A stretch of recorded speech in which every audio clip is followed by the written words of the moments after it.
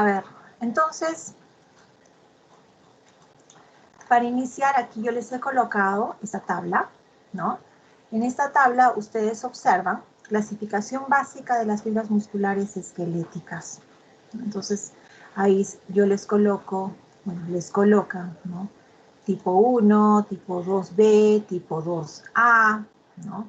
Y acá, desde luego, ¿no? Algunas características. Entonces, aquí tenemos las fibras blancas y las fibras rojas, ¿no? En el tipo 2A, incluso les hace la observación, es relativamente infrecuente en seres humanos y en otros primatas, ¿no?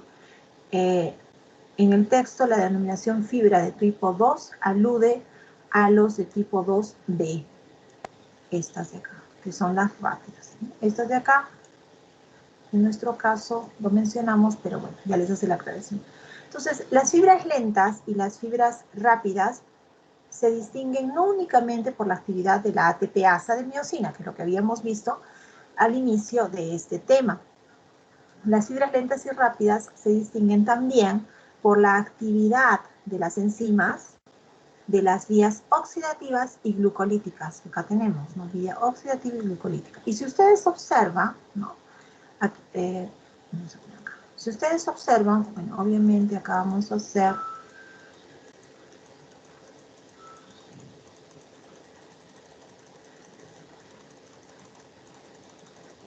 en esto, ¿no? Si ustedes observan ahí, obviando, omitiendo el tipo 2A, vemos que hay aquí, ¿no? Capacidad oxidativa, el contenido mitocondrial, densidad de capilares, mioglobina, y la capacidad glucolítica. Entonces, la mayoría de fibras rápidas, la actividad de las enzimas glucolíticas es elevada. Vean acá.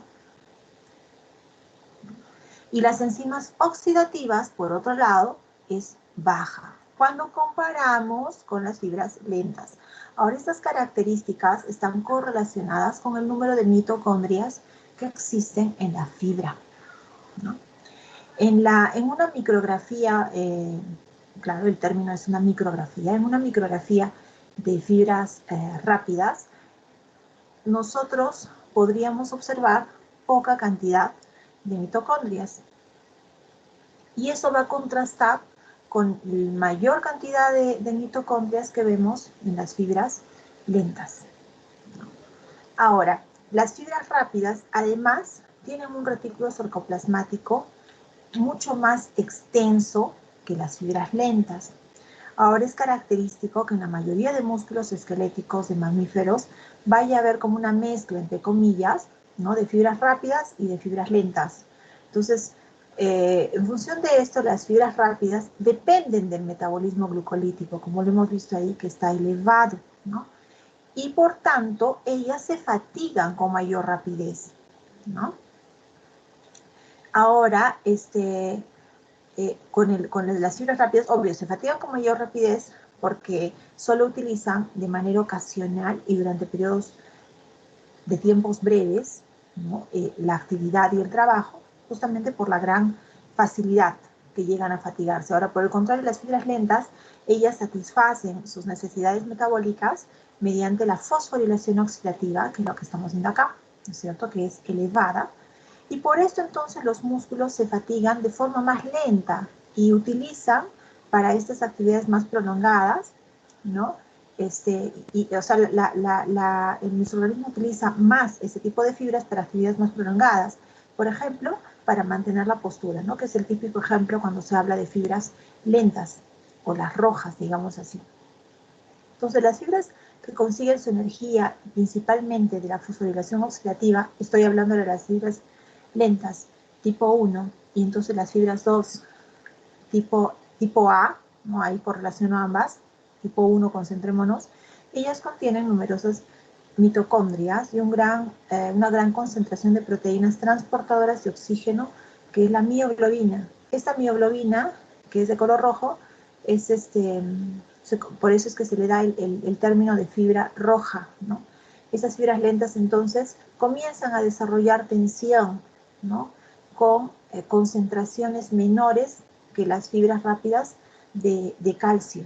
Y esa sensibilidad diferencial del calcio nosotros lo vamos a correlacionar en gran parte con dos isoformas, que es la isoforma de troponina C, ¿no? Hay una isoforma que tiene un solo tipo de unión para el calcio y es de baja afinidad. Eso es para las fibras lentas. En las fibras lentas, nosotros tenemos la isoforma de la troponina C, ¿no? Que tiene solo una unión, por lo general, un sitio de unión para el calcio.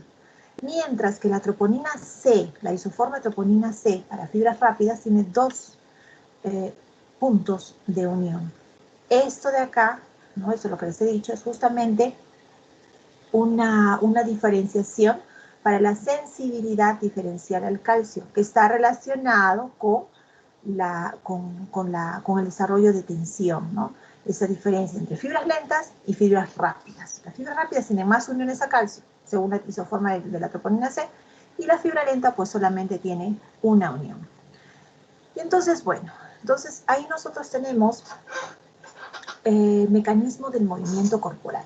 Mecanismo se refiere al modo que los músculos van a mover las cargas, ¿sí? Y entonces ahí vemos ese siguiente gráfico, este siguiente dibujo, en el cual nosotros vemos, ¿no?, un cuadro donde claramente se observa una línea con un punto A y un punto B. Aquí tenemos velocidad de encortamiento. Y aquí tenemos carga sobre el músculo. Un punto A, en el punto A donde vemos que es corresponde a la velocidad máxima que ocurre cuando no existe carga en el músculo. ¿Cuánto de carga hay? Carga cero. Velocidad elevada. Punto B. Punto B es cuando la carga, nosotros vemos aquí, ¿no?, la carga va a exceder la capacidad del músculo de moverse. Entonces la velocidad de encortamiento del músculo, porque cuando hay un desplazamiento, es cero. Y ahí decimos que la contracción es isométrica.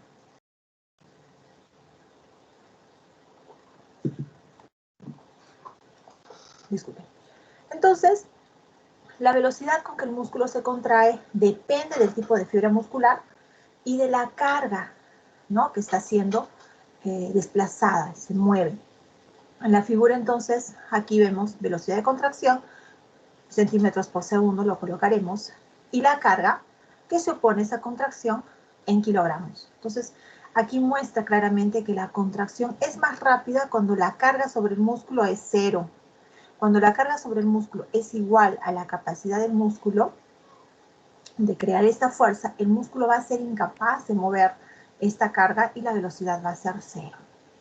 Ahora, el músculo puede contraerse más, pero la contracción sería isométrica en lugar de isotónica, que es el punto extremo que vemos acá, ¿no? Y bueno, y finalmente la velocidad va a estar en función de la carga y del tipo de fibra muscular, ¿no? No va a poder ser regulada por el cuerpo, excepto por medio del reclutamiento de los tipos de fibras nucleares, fibras musculares más rápidas, ¿no?, que son las blancas. Entonces aquí velocidad de contracción versus carga. Las contracciones isotónicas mueven cargas versus contracción isométrica crean fuerzas en movimiento.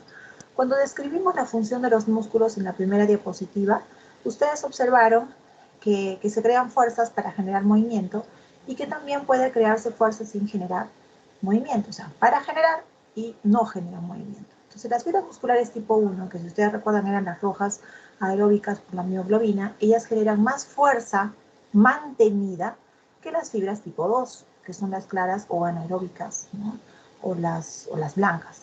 Entonces, eso es debido a que los músculos están constituidos por un mayor número de fibras tipo 1, que son los músculos posturales, y estos van a ser capaces de generar mayor fuerza mantenida que los compuestos por un mayor número de fibras tipo 2B, en este caso. ¿Qué vemos en este dibujo? Yo os he colocado aquí este dibujo. Bueno, obviando un instante, la hormiga, aquí tenemos una joven, hermosa, ¿no? Ustedes, no sé quiénes irán al gimnasio, ya se ha reactivado el gimnasio, algunos tenemos gimnasio en casa, en fin. Pero cuando cogemos, cuando vamos a hacer ejercicios, cogemos mancuerna, ¿no? Y cuando cogemos la mancuerna, lo que el entrenador, ¿no?, en las primeras clases o si tenemos una rutina, nos indica, ¿no? Nosotros cogemos los mancuernas, los pesos, y llevamos con todas las indicaciones, cómo tenemos que estar, posturar, todo. Nosotros flexionamos los codos de modo que llevamos las mancuernas próximos o tocar a los hombros, ¿no? Entonces, esa es una contracción isotónica, igual de estiramiento, ¿no? Iso igual tónica de fuerza estiramiento. Entonces, cualquier contracción que crea fuerza y mueva carga es una contracción isotónica, es decir, es aquella en la que la fuerza o el tono se mantiene constante y se mide el cambio muscular. Y es lo que vemos con esta moza. Ahora aquí les coloqué la hormiga, ¿no es cierto? Esa hormiguita no es que esté estática, esa hormiguita levantó el tronco de acá, lo levantó hasta acá, o lo levantó desde la cintura y lo levantó el tronco. No es que lo está manteniendo, que acá no hemos puesto movimientos, pero yo les estoy dando el ciclo, ¿no? Entonces la contracción isotónica crea fuerza y mueve una carga. Hay tipos de contracción isotónica, hay tipos de contracción isotónica. Cuando flexionamos los codos, ¿no? Con las mancuernas, ahí el entrenador nos dice, ¿no? Que hay un tipo de movimiento en el cual la mancuerna la llevamos, ¿no?, hacia nuestros hombros, como indica acá. Entonces, ahí tenemos los bíceps que se van a encortar. Esa es una acción, es un movimiento isotónico con una acción concéntrica. Ahora nosotros tenemos la otra, que es en la cual nosotros estiramos de una forma un poco más vigorosa las mancuernas. Y entonces, al estirar las mancuernas, nosotros no vamos a tener el trabajo de... No vamos a tener el trabajo de llevar esa mancuerna hacia los hombros, sino lo vamos a tener extendido, ¿no? Entonces, al mantener extendido, un segundo, por favor.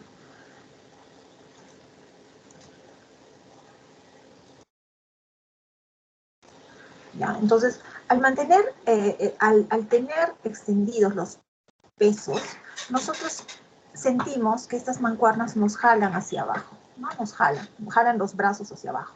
Entonces, en ese momento estamos ejecutando otro tipo de contracción que es contracción isotónica. Es la acción excéntrica o de estiramiento. Y cuando nosotros realizamos ejercicios de tipo isotónico excéntrico, es generalmente donde vemos que hay mayor ocurrencia de lesiones o de daños durante el ejercicio, ¿no? Es cuando nosotros resistimos a la tendencia de los pesos para que nos jale hacia abajo. Y para esto yo utilizo mucho este modelo de Whirlhead. Este modelo de Whirlhead es un modelo desarrollado por este investigador, para entender mejor el trabajo excéntrico y concéntrico. Y entonces ahí lo tomo como modelo. Él consideró una oruga. Ustedes ven ahí una oruga. Colóquenlo en paralelo a una fibra muscular, ¿no? Esta oruga está apoyada en una superficie con todas sus patitas. Y ahora se hace la correlación entre el número de patitas en contacto con el suelo es igual al número de puentes de actina y de miocina, que eso ya lo saben por clases anteriores. Entonces, en la acción concéntrica, ¿no?, cuando se encorta el músculo, el número de puentes de actina y miocina disminuye. Hay menor número de patitas apoyadas sobre el suelo, ¿no?, porque hay una sobreposición, una interdigitación. Entonces, por lo que la fuerza generada es cada vez menor. Ahora, por el contrario, durante la acción excéntrica, el músculo está contraído y entonces están activados todos los puentes de actina, miocina. Ahí colocamos, ¿no?, el paralelo de que el máximo número de patitas apoyadas sobre el suelo. Entonces, en esta posición, al sufrir elongación el músculo, la fuerza generada por las sarcómeras activadas se le va a asumir la tensión generada por el tejido conjuntivo muscular que está siendo estirado, ¿no? Es como que observaríamos esto acá, ¿no? Él está siendo estirado. Ahora, según progresa la tracción, la fuerza generada es cada vez mayor, ¿no? Como jalar a los extremos esta oruga. Ese es un paralelo del modelo de Wilhelm. Y en la contracción isométrica, ¿no? ¿Qué es lo que nosotros tenemos en esa contracción isométrica? Este gráfico, ¿no? Aquí tenemos este joven, este muchacho, que está levantando las mancuernas, pero no fue como el isotónico el anterior, ¿no es cierto? En este caso, las mancuernas son aseguradas. La indicación fue que las aseguren frente de él, ¿no? Y entonces los músculos de los brazos están creando una tensión, una fuerza, ¿para qué? Para sobreponer a esta carga de peso, pero sin crear un movimiento. Entonces, estas contracciones que crean fuerza sin movimiento, porque hay toda una fuerza acá, ¿no es cierto?, son denominadas contracciones isométricas, es decir, es aquella en la que la longitud del músculo se mantiene constante y se mide la fuerza generada por la contracción. Esa contracción isométrica crea una fuerza sin movimiento. Ahorita vamos a ver este yoga, ¿no? Pero antes de llegar a este yoga, yo aprovecho para observar esta ilustración. ¿Qué tenemos en esta ilustración? Antes les voy a explicar. Aquí tenemos contracción isotónica, contracción isométrica, ¿no? Aquí tenemos un músculo. Pensaremos de que es un músculo de gastrocnemio, es una rana que en el laboratorio la hemos sacrificado, le hemos retirado el gastrocnemio y hemos asegurado el gastrocnemio aquí en un bastón universal, ¿no? Y acá en el otro extremo le hemos colocado pues una pesa de 20 kilogramos. Aparte de eso, este gastrocnemio tiene aquí unos electrodos, ¿no? Que en este caso no le está induciendo ningún estímulo, y en este caso, este electrodo, pues sí, le está induciendo un estímulo, ¿no es cierto? Músculo contraído, músculo relajado. Igual acá, contraído y relajado. Entonces, la contracción isotónica experimental, porque esto es un experimento en el cual se ha suspendido un peso, que en este caso la carga es de 20 kilogramos, a este músculo de gastrocnemio, y el cual está siendo estimulado por un electrodo, en este caso aquí no, está en reposo. Entonces ahí observamos que el músculo se va a contraer. El músculo se contrae y observamos que levanta el peso.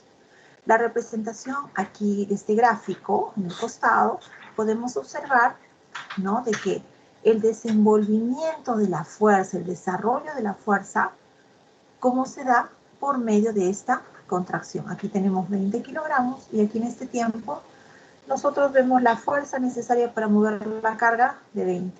De aquí el músculo que está relajado, ¿cierto? Ahora, aquí, ¿no?, tenemos la contracción isométrica experimental. Aquí unimos de igual forma al gastrocnemio, le unimos una carga final, aquí el electrodo sin trabajar, aquí nuevamente tenemos el electrodo con un estímulo y con 20 kilogramos, con 30 kilogramos, aumentamos el peso, aquí es 30, ¿no? Entonces se estimula el músculo, aquí estamos estimulando, estamos dando la energía, y vamos a observar una tensión, ¿no? Acá tenemos tensión desarrollada, ¿no? Pero esa tensión,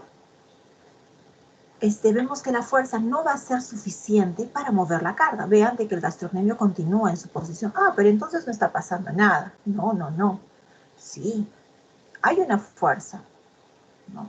Hay una tensión, pero esa fuerza no es suficiente para mover la carga, ¿no?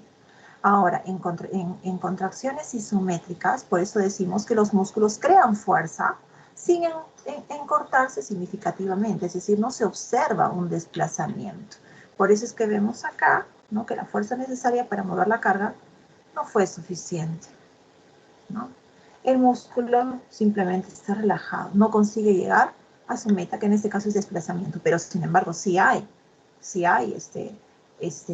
una contracción.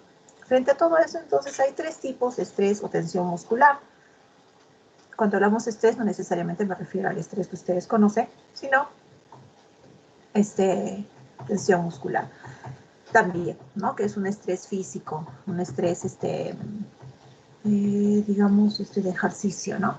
La tensión activa es la tensión generada por la contracción y va a ser ejercida por las sarcómeras del músculo. La tensión pasiva se dice que es la tensión generada al estirar el músculo de una forma pasiva, pero que va más allá de la longitud de reposo. Entonces va a ser generada por elementos pasivos del músculo. Un ejemplo, tejido conjuntivo. Y la tensión total, voy a anotarles acá, la tensión total es la suma de las dos anteriores. Activa, tensión pasiva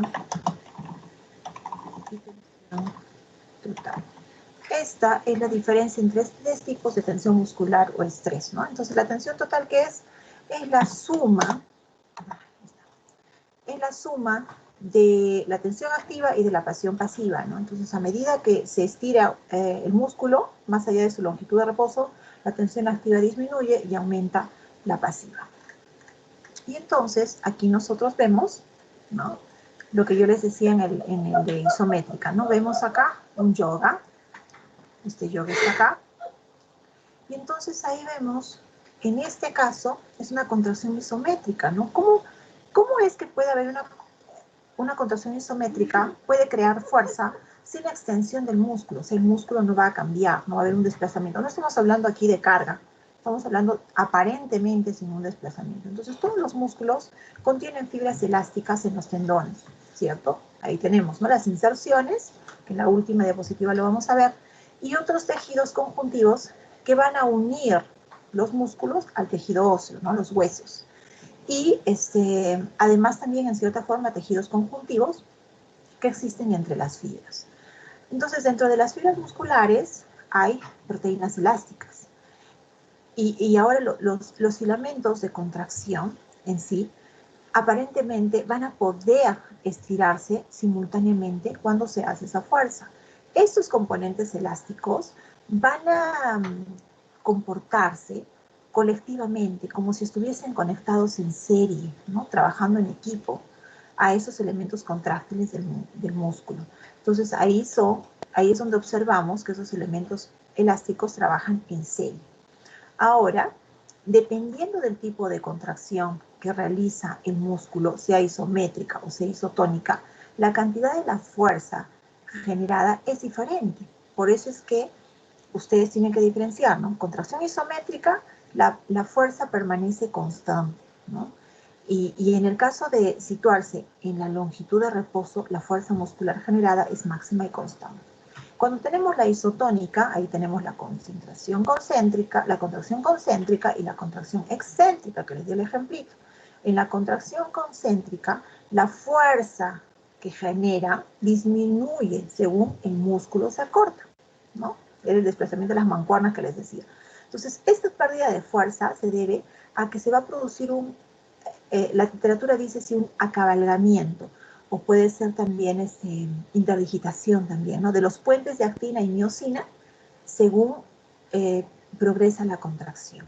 Y en el caso de la contracción excéntrica, que era el otro, que se acuerdan de los daños, de las lesiones, ¿no?, en este tipo de contracción se puede generar un mayor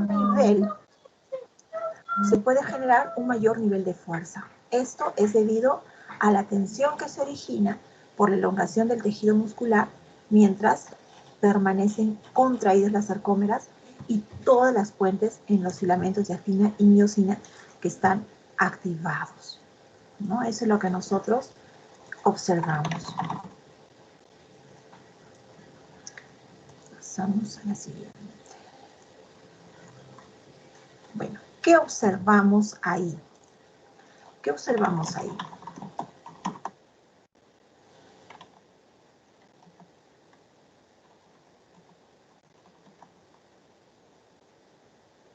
Nosotros ahí observamos dos gráficos, uno que está de una forma constante, ¿no?, otra que tenemos algo diferente.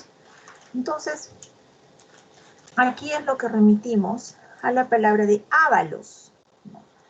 Aquí nosotros, ¿qué vemos? Nosotros vemos que hay estímulos, en este caso son 3 estímulos. 1, 2 y 3, ¿no? Estímulos. Y ellos están uno detrás de otro. Entonces, el músculo se relaja completamente entre ambos, que es lo que vemos estas porciones de acá. Y en este momento nosotros decimos que son, ¿no?, ávalos clínicos. En este otro caso, nosotros tenemos, y ahora hablando un poquito de ellos, ¿no? Lo que sería acá,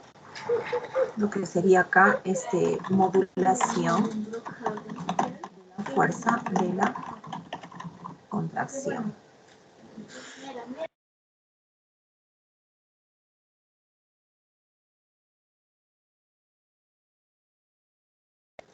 Lo que nosotros tenemos acá la sumación primero es lo que más vemos en lo que son situaciones de tetania, ¿no? Y cuando hablamos de la modulación de la fuerza de contracción, ahí nosotros vamos a remitirnos a que al reclutamiento de las fibras. Entonces, el reclutamiento es la forma más sencilla de aumentar la fuerza de contracción de un músculo.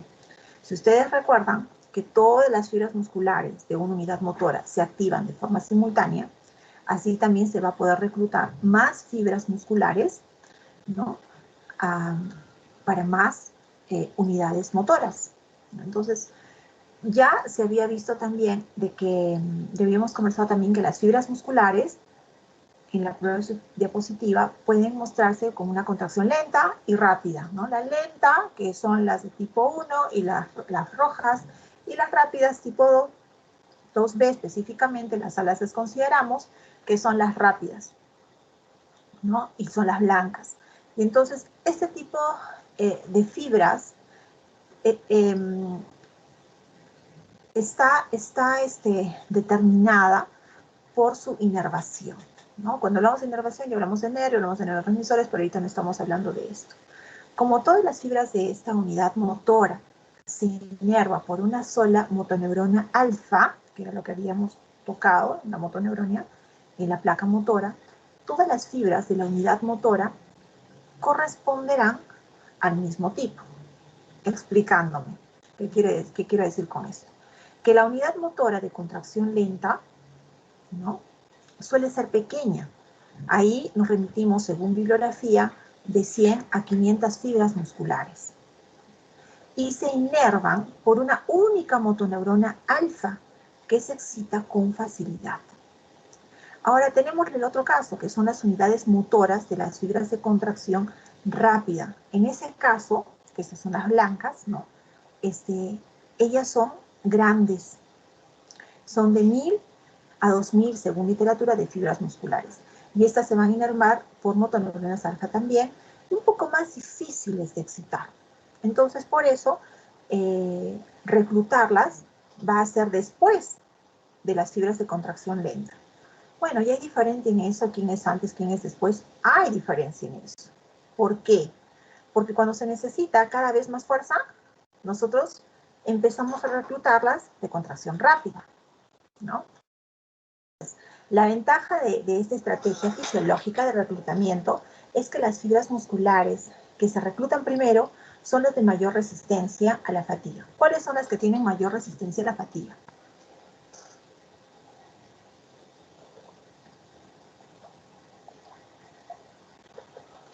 ¿Cuáles son? Jóvenes. Las fibras lentas. Exacto, sí. Ellas son las lentas, ¿no? Entonces las rojas. Entonces, a eso le consideramos que el pequeño tamaño de estas unidades motoras va a permitir un control motor fino con menores grados de fuerza. Entonces, jóvenes, con este proceso de aumentar la potencia de contracción, es decir, la fuerza, mediante el reclutamiento de estas unidades motoras adicionales, es lo que nosotros hicimos sumación espacial, ¿no? Porque se suman las fuerzas de las fibras musculares en una zona más extensa del músculo. Y es lo que nosotros observamos en el gráfico. Un aumento en la fuerza de contracción que puede llegar a ser un producto de sumación de contracciones temporales. Pero, ¿no? Finalmente acá nosotros tenemos todavía este gráfico que aquí no hubo un relajamiento muy espaciado y adecuado. Entonces aquí podría verse en esta sumación todavía, como no es tan repetitivo, lo que observamos acá.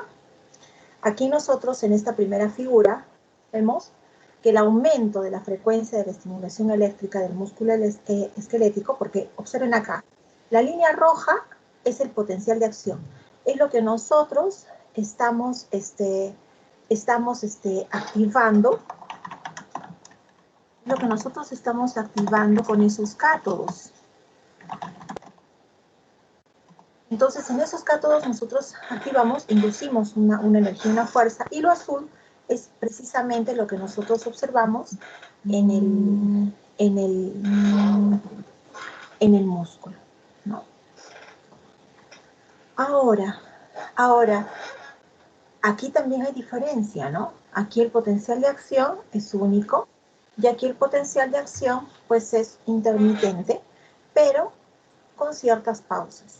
Y aquí es constante. Entonces, este efecto, ¿no? Lo que nosotros estamos observando ahí en la conducta justamente de este músculo esquelético, se atribuye también a la prolongación del calcio intracelular. Cuando digo prolongación es la permanencia del calcio intracelular de forma transitoria.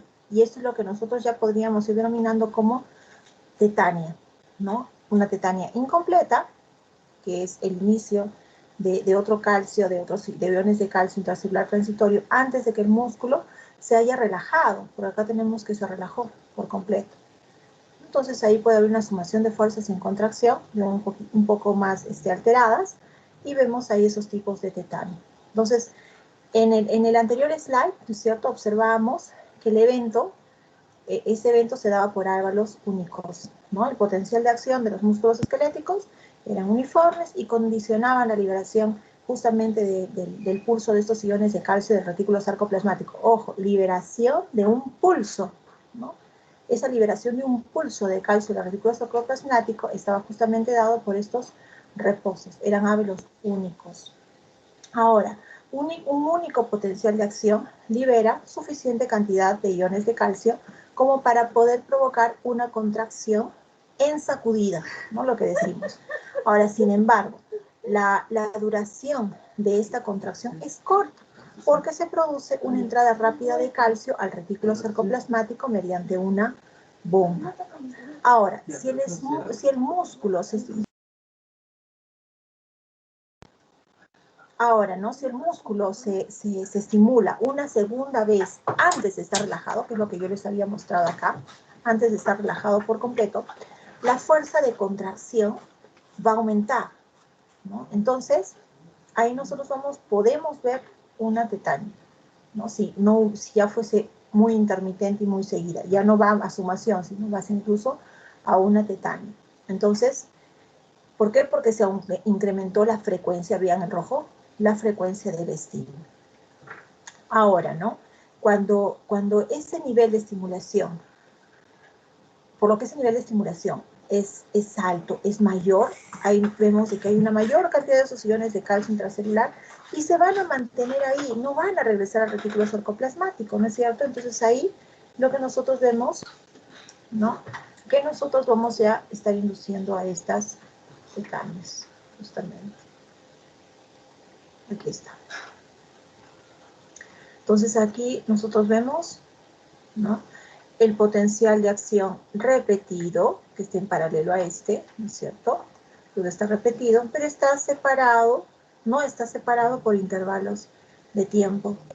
Entonces la fibra no va a poder relajarse completamente entre cada estímulo, ¿no? Y entonces ahí nosotros vemos una contracción más contundente, que es una tetania incompleta. Y aquí nosotros tenemos potenciales de acción que van a continuar, aquí está, que van a continuar estimulando la fibra muscular repetidamente, pero en intervalos cortos, una alta frecuencia. Entonces aquí vemos una tetania completa, por ejemplo. Aquí esto de aquí es la tensión máxima y aquí la tensión de un único ávalo, que es esta de acá, ¿no es cierto? Y esta es la tensión máxima. Aquí igual, miren, tensión máxima, tensión y tiempo en milisegundos. Hay dos tipos de tétanos. El tétano incompleto, que es este de acá, que acá vamos a colocar tétano.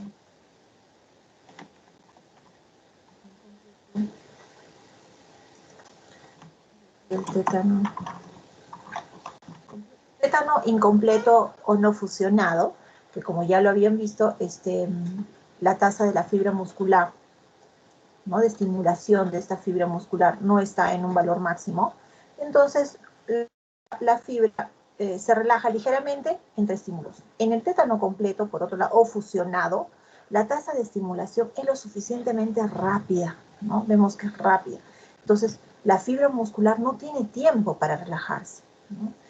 Y entonces ahí va a alcanzar una tensión máxima y va a permanecer ahí. Obviamente después puede haber necrosis, ¿no?, de la fibra, un daño de la fibra.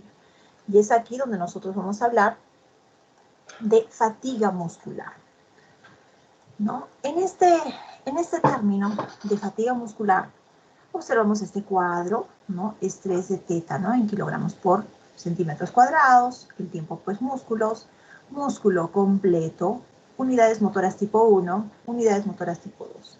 Entonces, lo que determina la capacidad del músculo para satisfacer las necesidades de energía es la duración del ejercicio, lo que yo les hacía la comparativo con el gimnasio, ¿no? Pero la fatiga no es necesariamente la consecuencia del agotamiento de las reservas de energía. ¿Cuál es la reserva de energía? Cuando hablamos de energía en el músculo, ¿a qué me refiero? ¿A qué molécula me refiero?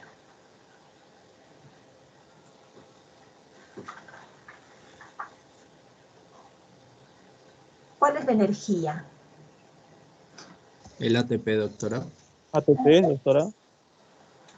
Exacto. Entonces, cuando hablamos de fatiga, no es que sea la consecuencia del agotamiento de la reserva del ATP, ¿no? Parece, lo que ya se ha dilucidado más, es que es por los productos intermedios del metabolismo, que esos sí son los factores más importantes para la aparición de la fatiga en sí. Ahora, esta fatiga puede verse en cualquiera de los puntos comprometidos en la contracción muscular. Entonces, cuando yo les digo a eso, ustedes, ¿cuáles creen que son los puntos? ¿Solamente músculo esquelético?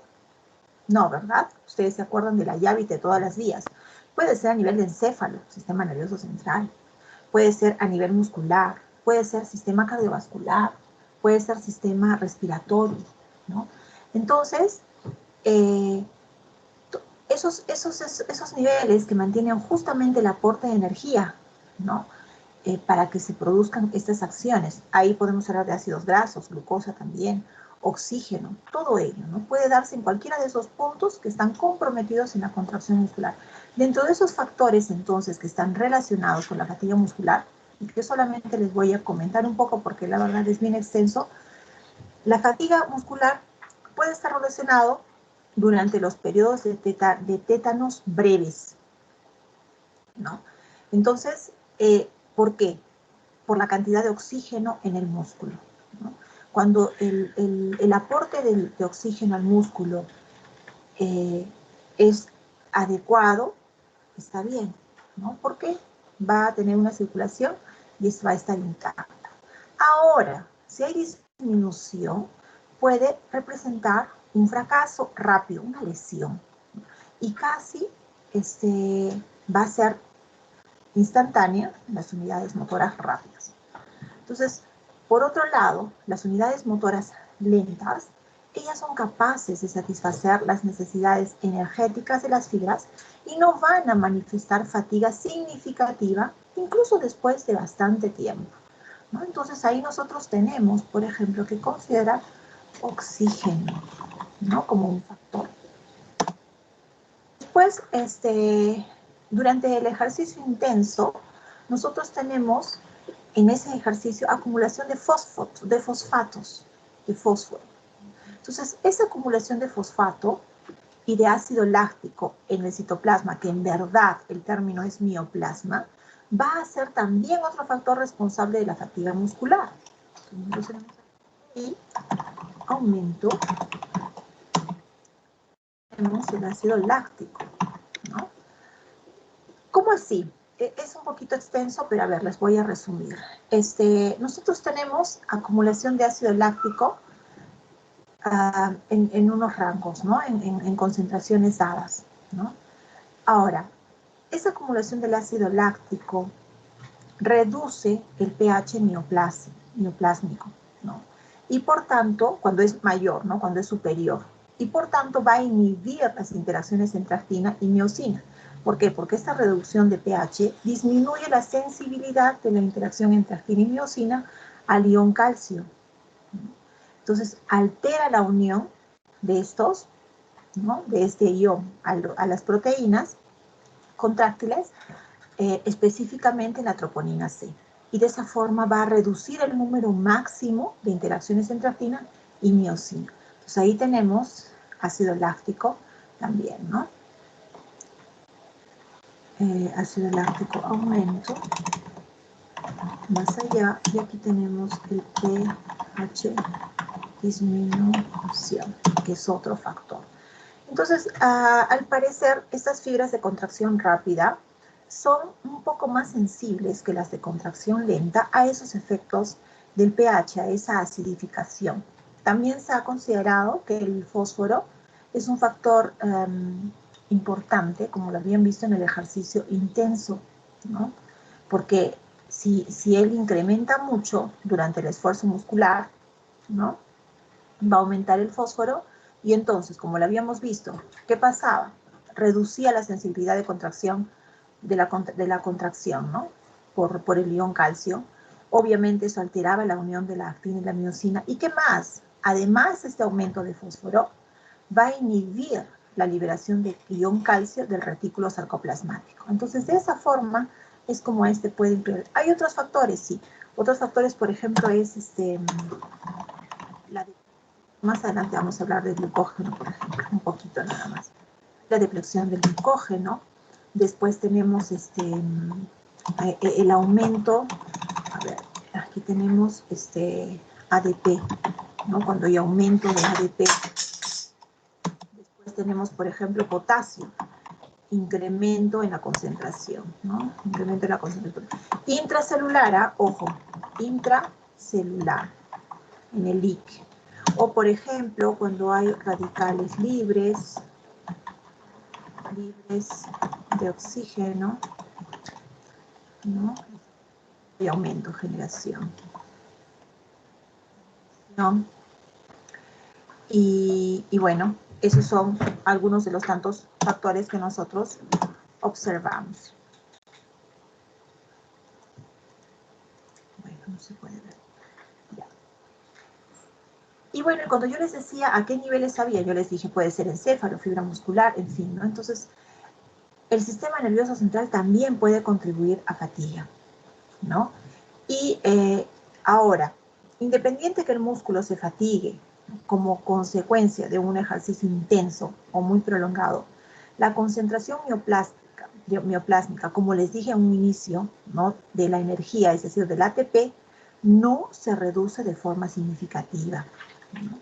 Entonces, jóvenes, si consideramos que todas las células dependen de ATP para conservar su viabilidad, la fatiga está descrita como un mecanismo de protección para reducir el riesgo de lesiones o muerte de las células musculares, es decir, una necrosis.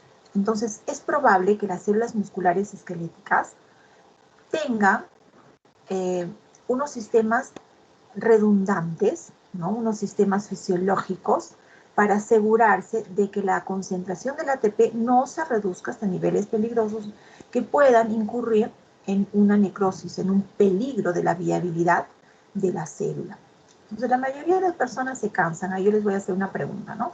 Ustedes están maleando en el gimnasio y ustedes se cansan. Ahora, ¿quiénes dejan de hacer ejercicios bien sienten un poco de cansancio en el gimnasio?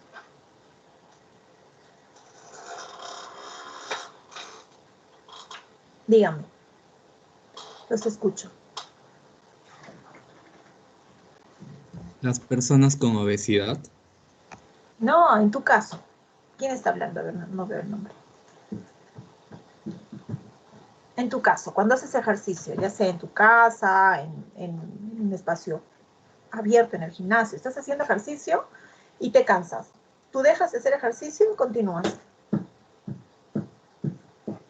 Se tiene que continuar para mantener la rutina porque normalmente son 60 segundos de descanso Ya, tú continúas, ¿no es cierto? Entonces, por mira, cada... frente a ese cansancio, tú no paras, tú continúas. Obviamente estás en un gimnasio, tu entrenador, bueno, ya tiene toda una rutina y no va a poner en riesgo o no te va a exponer una lesión. Pero bueno, algunas otras personas paran de practicar el ejercicio. ¿Para qué? Para evitar la fatiga de unidades motoras, ¿no? Pero ahora, esa fatiga física general se define como un trastorno transitorio de la homeostasia, producido por el esfuerzo, por la carga, por ese trabajo que estás haciendo, ¿no? En fin. Pero tú me dices que no paras de practicar. ¿Qué pasa si sigues y sigues y sigues haciendo el ejercicio y de pronto sientes dolor? ¿Sigues haciendo tu ejercicio o ya paras?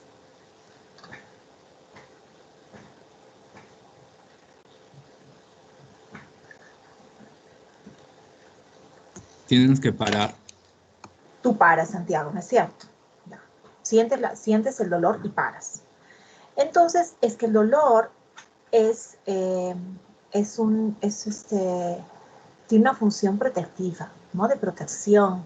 Gracias a dolor es que la raza humana ha conseguido sobrevivir y evolucionar, porque justamente nos confiere el instinto de protección. Pero ahora yo te pregunto, Santiago, ¿cómo es que puedes sentir dolor? Porque ustedes sabrán que tenemos receptores, ¿no? Yo les estaba hablando en la primera clase, e incluso les mencioné sobre, así como los receptores y todo, yo les mencioné un poco de los nociceptores, que son los receptores de dolor. ¿Por qué vas a sentir dolor? Los nociceptores no son receptores sensoriales, los que están en la periferia, o sea, nosotros no tenemos cuando hacemos estereotaxia, ¿no? Cuando se da estereotaxia, que es esa cirugía cráneo abierto, lo que dicen, ¿no? Con un mapa ahí. Estereotaxia se puede llegar a hacer, ojo, solamente hay una anestesia local, pero después cuando se coloca el estereotáxico, está el cráneo abierto y no hay mayor, el paciente no está dormido. En experimental se sé claramente sí. No hay receptores nociceptivos en el encéfalo. Y tampoco entonces hay en el músculo esquelético. ¿Cómo es que nosotros podemos llegar a tener ese dolor, sentir ese dolor? ¿Cómo es que tú sientes ese dolor? ¿Por qué creen? ¿Por qué se da ese dolor?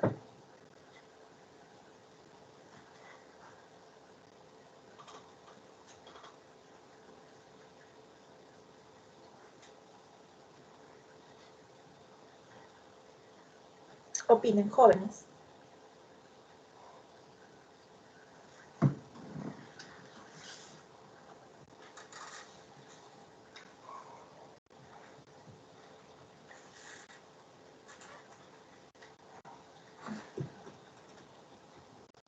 Jóvenes, opinen. ¿Por qué creen? Porque me van a decir que sienten dolor, ¿no? Ahí Santiago lo dijo. Él hizo caso omiso a ese cansancio y siguió con la rutina. Y hay un momento que no vamos a hablar de calambre, vamos a hablar de dolor. No ese dolor inducido por el calambre, no, de dolor.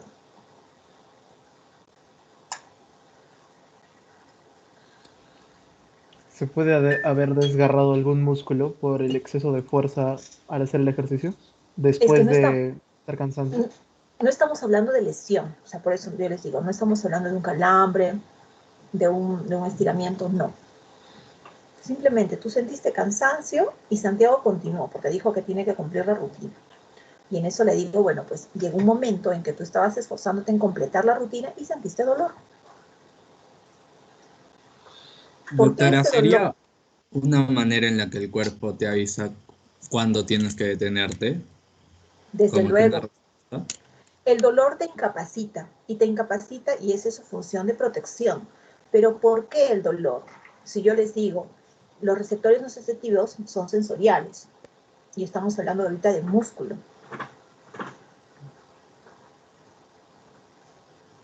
Doctora, ¿podría ser porque el músculo se está hipertrofiando?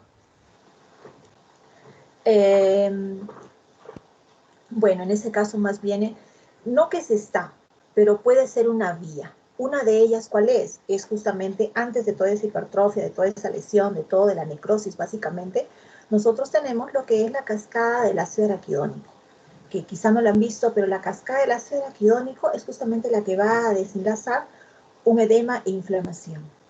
El edema es el extravasamiento del líquido plasmático, ustedes saben, ¿no? Y la inflamación es lo que nosotros tenemos en la cascada del ácido araquidónico, que nosotros vemos los leucotrienos, los tromboxanos y las prostaglandinas. Y todos ellos van a generar, ¿no? Y van a activar fibras y van a liberar algo clásico acá, que es la prostaglandina, que es ella es la que va a inducir un dolor que no necesariamente tiene un inicio o un acceso sensorial, un receptor sensorial. Entonces, ahí viene esa inflamación. Con esa inflamación viene toda esa sopa, porque es una sopa, ¿no? de sustancias. Ahí está la histamina, ¿no? Por ejemplo, cuando hay alérgicos, cascada del ácido araquidónico tiene que ver también con vasoconstricción, liberación de histamina, lo típico cuando nosotros estamos frente a una sustancia irritante, una bomba lacrimógena. Todo eso se va a desarrollar. Entonces, en este momento nosotros tenemos de las prostaciclinas por esa vía. Por eso es que nosotros tenemos ese dolor, ¿no? Que antes de una hipertrofia, que es lo que habían hablado, de una lesión, de una necrosis, nosotros tenemos ese evento, que es un edema y una inflamación, que liberan unas sustancias que van a producir un dolor, que no viene por una vía sensorial, que sería un receptor nociceptivo, viene por otra vía, por una vía que es una vía de edema e inflamación. Entonces, ese dolor producido por edema o inflamación es por la lesión de las células musculares. Una lesión reversible, lo que esperamos. No estamos hablando de fisiología, no patología, pero es una lesión de células musculares, principalmente cerca de las uniones miotendinosos. Y entonces así es como Santiago va a interrumpir su secuencia y simplemente va a parar, porque ya sabe que este dolor es algo más serio que el cansancio. Entonces es lo que nosotros podríamos observar en fatiga muscular y frente a ese evento. 11:30. Jóvenes. Entonces, Angie, por favor, nos quedamos en la diapositiva 15, crecimiento sobre rendimiento. ¿Sí? Tomas nota, por favor. ¿Alguna pregunta hasta acá, jóvenes?